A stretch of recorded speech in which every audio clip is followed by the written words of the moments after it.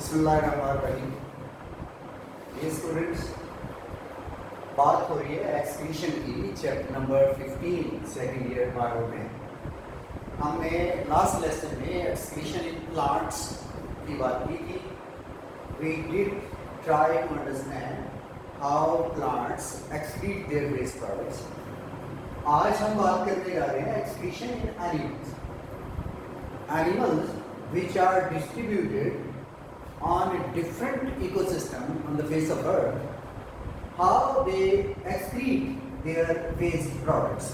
ये अपनी waste product किस तरह से excrete करते हैं। पहले ही बात हो चुकी है, excretion is one of the basic characteristic of living organism। So all the living being must excrete। इनको excrete करना ही करना है। Actually when proteins and nucleoproteins, whenever any animal consumes or metabolizes proteins or nucleoproteins, definitely whatever the food we take, that is coming from the cells, and cells contain proteins and nucleoproteins. Definitely every cell has nucleus and every cell has nucleoprotein। उसमें nucleoprotein भी है, nucleic acid और protein जो conjugated compound है। When these proteins and nucleoproteins are catabolized inside the cells, जब ये cells के अंदर catabolism इनका होता है, तो what happens? A process which is named as deamination या deamination, whatever the pronunciation is। Deamination or deamination means removal of amine group। ये जो amine group है, इसका removal होता है from the proteins। I hope you all know and remember that all proteins are made up of amino acids, and every amino acid has an amino group and carboxylic group which is attached to the central carbon। पर याद आ गया होगा आपको। So amino group का जो removal है from any amino acid, that is named as deamination or deamination। Now this amino group may be used by two pathways inside the cell। Cell के अंदर ये दो तरीकों से इस्तेमाल हो सकता है।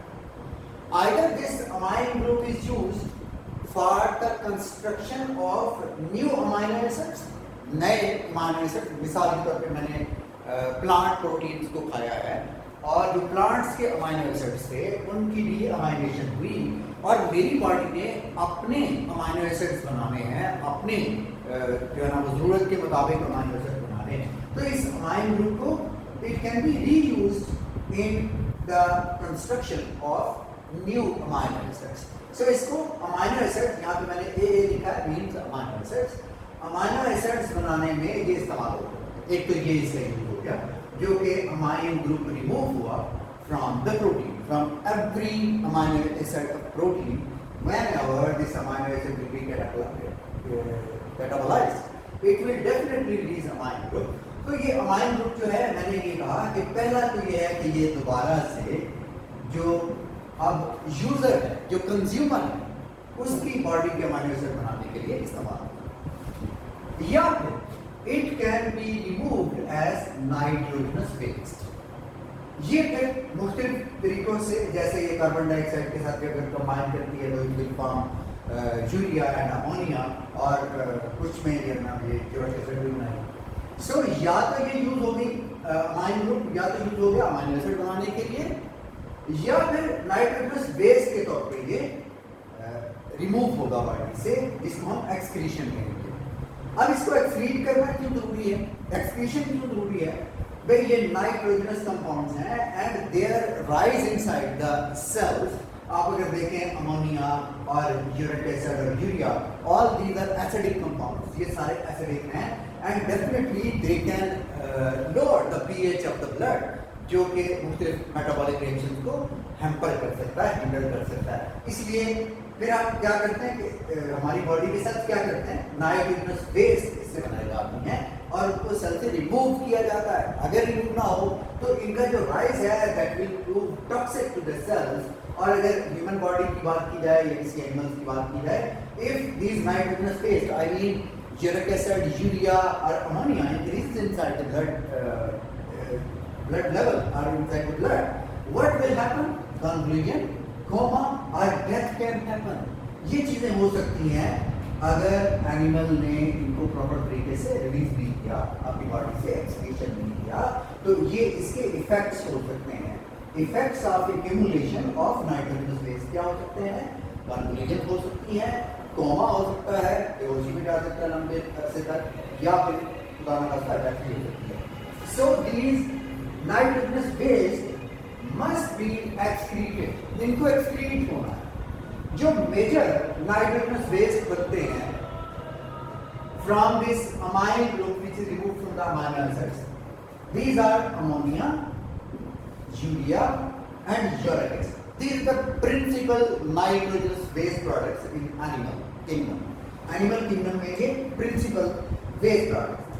अगर मैं यहाँ पे एक बड़ा important point आपको बताऊँ कि शुरू में जो primarily organism थे, animal थे जमीन के ऊपर, they were excreting ammonia, वो nitrogenous waste को in the form of ammonia excrete कर रहे थे, because life started from the water। पानी से जिंदगी की इब्तिदा हुई है। अल्लाह भी कहता कुरान में सारी तरह के ऑर्गेनिज्म जो है वो अल्लाह ने कुरान से पानी से पैदा फरमाए हैं। तो पानी में चूंकि वाटर की अवेलेबिलिटी ज़्यादा थी, इसलिए ammonia as a nitrogen based product रखना उनके लिए सूटमंद था, विजिबल था। Later animals evolve and during their evolution they changed their nitrogenous waste products from ammonia to urea and uric acid. In some it converted into urea and in some it converts into uric acid. जैसे यहाँ पे मैंने ये video भी बनाने की कोशिश की है, as I already told you that I am not so expert in making the drawings, I am not drawing master, I try to make you people understand. सिर्फ आपको समझाने के लिए मैं बनाता हूँ, अगर ये पूरी अच्छी जैसे ही बनती है you are to accept it. Birds की अगर हम बात करें तो birds are to conserve water. इन्होंने अगर पानी बहुत ज़्यादा पीना शुरू कर दिया तो उनकी उड़ान में बहुत बड़ी रुकावट होगा। So what they do? They drink very little water and they keep very little water inside their body. So they have scarcity of water inside their body fluid. इनके body fluid में पानी बहुत ज़्यादा नहीं था। So what they have done? They have modified and they have adapted to excrete uric acid instead of ammonia or urea. क्योंकि uric acid की सूरत में they need very less amount of water for the release of uric acid or release of 1 gram of nitrogen in the form of uric acid. They need very little water. बहुत थोड़ा पानी की उनको जरूरत होगी। तो ज़्यादातर जो birds हैं और insects हैं they release uric acid. ये यूरिक एसिड को रिलीज करते हैं एज नाइट्रोजनस वेस्ट प्रोडक्ट, क्योंकि इनको थोड़ा पानी की जरूरत है। दूसरी तरफ फिशेस की अगर हम बात करें तो फिश जो है वो आपको पता है एक्वाटिक एनिमल है। ज़्यादातर जो फिशेस हैं, ज़्यादातर जो एक्वाटिक एनिमल हैं, they excrete their nitrogenous waste in the form of ammonia. ये अमोनिया की सूरत में अपने नाइट्रोजनस वेस्ट जो है वो एक्सक्रीट करते हैं।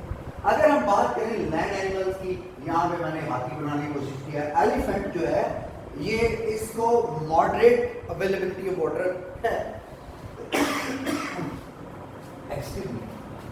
यानी पानी ना बहुत थोड़ा अवेलेबल है ना ही बहुत ज्यादा अवेलेबल है। सो मॉडरेट अवेलेबिलिटी ऑफ वाटर के अंदर इट हैज मॉडिफाइड और adapted it's nitrogenous excretion, nitrogenous based excretion in the form of urea. यहाँ पे इसके फॉर्मूलेज दिए गए हैं, आपकी बुक में भी दिए गए हैं। अमोनिया, यूरिक एसिड और यूरिया का फार्मूला ये बहुत इंपॉर्टेंट है। बाद में एमसीक्यू में इसका सवाल भी पूछ लिया जाता है। समटाइम शॉर्ट आंसर में भी वो कहते हैं यूरिक एसिड का फार्मूला लिखें, so you must keep it in mind. So यहाँ पे हम देख रहे हैं कि वो एनिमल जिनको तो बहुत ज़्यादा प्लेंटी ऑफ वाटर अवेलेबल है, उन्होंने फिर अमोनिया को अपना नाइट्रोजनस बेस्ड प्रोडक्ट रखा है। क्वेश्चन लोग रखते हैं नाइट्रोजनस बेस्ड की the form of ammonia, because 1 gram of ammonia, 1 gram of nitrogen in the form of ammonia, 1 gram nitrogen अगर अमोनिया की सूरत में खारिज करना है तो एनिमल को चाहिए 500 ml वाटर। जबकि यूरिया की सूरत में 1 ग्राम नाइट्रोजन रिलीज करने के लिए it will require only 50 ml water, जबकि यूरिक एसिड के लिए it will require only 1 ml water. So जिस तरह की अवेलेबिलिटी ऑफ वाटर है, जिस तरह का एनवायरनमेंट है, जिस तरह का क्लाइमेट है, उसी तरह के एनिमल जो है वो अडेप्टेड हैं, so that they may conserve water, they may release water, more and more water. उन्होंने चूंकि इस एक्सप्रेशन के जरिए से ना सिर्फ नाइट्रोजनस बेस को रिमूव करना है, बल्कि इस रिमूवल के दौरान they are also to maintain their homeostasis, water और सैल्यूटरी कंसंट्रेशन को भी मेंटेन करना है। वो एनिमल जो अमोनिया की सूरत में अपने नाइट्रोजनस बेस खारिज करते हैं, उनको हम अमोनोटैलिक कहते हैं। क्या कहते हैं इनको? अमोनोटैलिक वो एनिमल्स हैं जो अपने नाइट्रोजनस बेस को अमोनिया की सूरत में खारिज करते हैं। Animals which excrete their nitrogenous base in the form of ammonia, they are ammoniotelic, and examples are fishes and other aquatic animals. Then there are ureotelic, those animals which release their nitrogenous base in the form of urea, they are ureotelic. So this elephant and other land animals, they are ureotelic. We are also ureotelic. Then uricotelic, those animals which excrete their nitrogenous base in the form of uric acid. जो uric acid की सूरत में अपने nitrogenous base को खारिज करते हैं body के अंदर से, they are named as uricotelic animals. So मैंने पहले आपको बता दिया कि बर्ड्स और इंसेक्ट जो है दे आर यूरिकोटेलिक एनिमल्स। आगे थोड़ा सा बढ़ते हैं।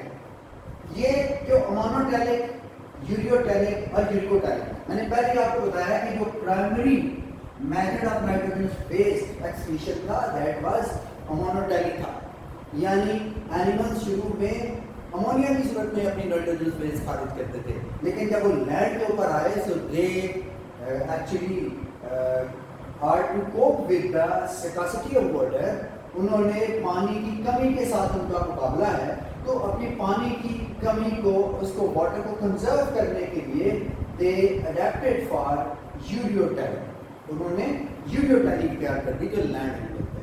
और वो एनिमल्स जिनको पानी बिल्कुल अवेलेबल नहीं था, डेजर्ट एनिमल थे, या जिनको अपना वाटर बहुत ज़्यादा कंजर्व करने की जरूरत थी, सख्त सख्त हालात में भी रहने के वो काबिल हो गए, दे अडेप्टेड फॉर यूरिकोटेलिक, उन्होंने यूरिकोटेलिक के लिए अपने आप को अडेप्ट किया। सो बहुत ज़्यादा स्कार्सिटी ऑफ वाटर में यूरिक एसिड की सूरत में नाइट्रोजन बेस रिलीज करेंगे animals, moderate availability of water में यूरिया की सूरत में, और अबंडेंस ऑफ वाटर के अंदर दे विल बी मोनोटैलिक, यानी अमोनिया की सूरत में अपने नाइट्रोजन बेस खारिज करेंगे। जैसे मैंने पहले आपको बताया कि जो नाइट्रोजन बेस है, प्रिंसिपल नाइट्रोजन बेस, वो ये तीनों ही हैं, लेकिन इसके अलावा भी नाइट्रोजन बेस जो है वो मौजूद होते हैं कुछ थोड़ी मिकदार में, थोड़ी क्वांटिटी में, सीरियाटिनिन और सीरियाटिन। ये सीरियाटिन जो है एक मसल प्रोटीन है, आगे चल के कुछ लोग इसको क्रिएटिन भी पढ़ते हैं, व्हाटएवर क्रिएटिन एंड क्रिएटिनिन। जब क्रिएटिन की ब्रेकडाउन होती है, मसल एक्सर्शन हम करते हैं, बहुत ज़्यादा एक्सरसाइज करते हैं, तो मसल प्रोटीन ब्रेक करती है, तो उसके नीचे में क्रिएटिनिन या सीरियाटिनिन बनती है। ये सीरियाटिनिन और सीरियाटिनिन का जो लेवल है ब्लड के अंदर नॉर्मली इट इज 1.2 होता है इसका लेवल, इससे अगर बढ़ना शुरू हो जाए तो उसका मतलब है kidneys are not functioning well, क्योंकि ये सीरियाटिनिन जो है ये नाइट्रोजन बेस किडनी के जरिए से ही रिलीज होता है ब्लड में, और इसका लेवल मेंटेन करना बहुत जरूरी होता है। उसके बाद है ट्राई मिथाइल अमाइन ऑक्साइड, इसका हम फिर भी तज़किरा करेंगे, इट्स वेरी इंपॉर्टेंट कंपाउंड, बहुत थोड़ी क्वांटिटी में ये भी नाइट्रोजन बेस के तौर पे खारिज होती है। इसके अलावा कुछ नाइट्रोजन बेस अमाइनो एसिड की सूरत में भी खारिज होती है। ये अमाइनो एसिड की सूरत में ना सिर्फ यूरिन के जरिए से बल्कि हमारे पसीने के जरिए से, स्वेटिंग के दौरान भी अमाइनो एसिड रिलीज होते हैं। आपने देखा है some people have very smelly sweat, कुछ लोगों का पसीना कुछ दूसरे लोगों से ज़्यादा बदबूदार होता है। Actually they release some urea and amino acid from their sweat glands as well, जिसकी वजह से उनके पसीने से ज़्यादा बदबू आती है, लेकिन कुछ लोगों के पसीने से बड़ी कम यूरिया और अमाइनो एसिड होते हैं, so they do not have so smelly sweating, उनकी स्मेली स्वेटिंग नहीं होती। फ्यूमाइन एंड पायरीमिडाइन, नाइट्रोजनस आपको बताएं ये बेसिस हैं, नाइट्रोजनस बेसिस फ्यूमाइन एंड पायरीमिडाइन, ये भी बहुत थोड़ी मिकदार में नाइट्रोजनस मेटाबॉलिक बेस कहलाती है। लेकिन ये दोनों फ्यूमाइन और pyrimidine further they are metabolize, ये जब मजीद मेटाबोलाइज होते हैं because they are bigger nitrogenous compound as compare to this one urea uric acid की निस्बत, सो जब इनको फर्दर मेटाबोलाइज किया जाता है तो इनसे बनता है एलेंशन। ये एक बलोरी रंग का भूरे रंग का प्रोटीन है which is very important for skin as well, and there are so many other uses, लेकिन यहाँ पे ये हमारा टॉपिक नहीं है। Hypoxanthine and xanthan, these are proteins which impart yellow color to your urine। अगर आपका urine जो है वो ज़्यादा yellowish है तो it means it contain more hypoxanthine and xanthan। इसके अलावा यूरिक एसिड, अमोनिया, यूरिया इससे बनते हैं। ये पायरीमिडीन और प्यूरिन की कैटालिसिस की बात होगी। एलेंशन का यहाँ पे मैंने फार्मूला भी आपको देने की कोशिश की है, C4H6N4O3, this is the formula of allantoin. ये एलेंशन का फार्मूला है। आई होप सो कि आप लोगों को ये बात जो है वो समझ आई होगी। और साथ ही हमने ये भी पढ़ लिया कि मुख्तलिफ किस्म की एनवायरनमेंट के हवाले से whenever according to the availability of water, different animals have adopted different method of excretion of nitrogenous waste, so they are categorized as monotelic, ureotelic and urotelic। बहुत इंपॉर्टेंट टॉपिक है। एक तो इसमें डिगैमिनेशन की टर्म जो है वो बहुत इंपॉर्टेंट है। दूसरा, इसमें नाइट्रोजनस वेस्ट अगर एक्सक्रीट ना हो तो उसके क्या इफेक्ट्स हो सकते हैं, that is also important. What are the three major और प्रिंसिपल नाइट्रोजन वेस्ट प्रोडक्ट, के नाम बड़े इंपॉर्टेंट हैं। What are the minor waste products, nitrogen waste products, ये इनके नाम मैंने यहाँ पे लिखे हैं। ये जो टर्म्स हैं शॉर्ट आंसर्स के अंदर they are mostly asking about ammonotelic, ureotelic and uricotelic. Thank you very much.